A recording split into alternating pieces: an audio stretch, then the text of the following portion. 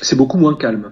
C'est beaucoup moins calme, c'est-à-dire que j'avais parlé du circuit Covid, c'est-à-dire un circuit qu'on a mis en place pour recevoir les patients suspects de Covid, pour qu'ils ne passent pas dans les urgences, qu'ils ne risquent pas de contaminer nos patients habituels, qui sont plus fragiles. Donc ce circuit, quand on s'est vu, j'étais avec Jean-Jacques Pic qui travaille sur ce circuit, qui nous en parlait il y a une semaine. Quand on s'est vu, il y avait 30 passages. Aujourd'hui, il y en a eu 60. Ça donne un peu voilà l'évolution. Alors c'est pas forcément le reflet de l'épidémie, puisqu'il y a plus de gens aussi qui savent que ce circuit existe, donc on a plus de consultations. Ce qui par contre donne le reflet de l'épidémie, ce sont les places dans l'hôpital. Voilà, parce que on avait des places la dernière fois.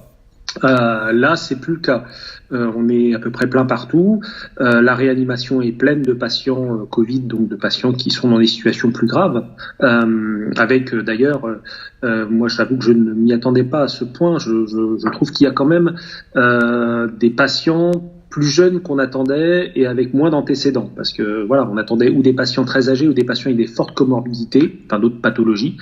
Là, on a quand même des patients qui sont hospitalisés. Alors, c'est pas la majorité, ça reste une minorité, mais quand même des patients qui ont pas beaucoup d'antécédents médicaux, 45-50 ans et qui sont hospitalisés.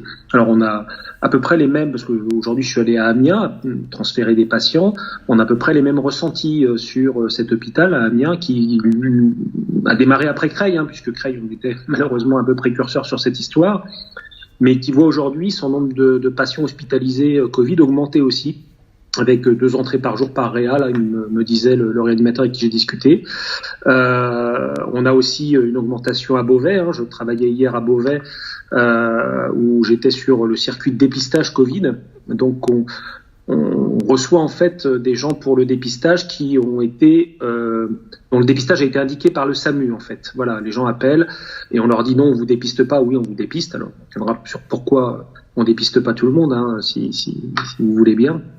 Mais beaucoup de professionnels de santé, parce que voilà, on a privilégié, alors c'est pas que ce serait un passe-droit comme d'autres visiblement l'ont eu, c'est surtout parce qu'ils sont potentiellement très contaminants vu qu'ils voient des patients et des patients fragiles. Donc on essaye de faire ou une vraie protection, une vraie éviction de ces patients, enfin de ces professionnels de santé qui sont aussi des patients et qui pourraient vraiment répandre l'épidémie dans l'exercice de leur travail.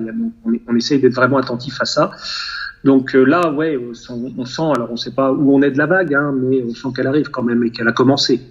On a beaucoup plus de contamination. Voilà, on est sur une situation difficile.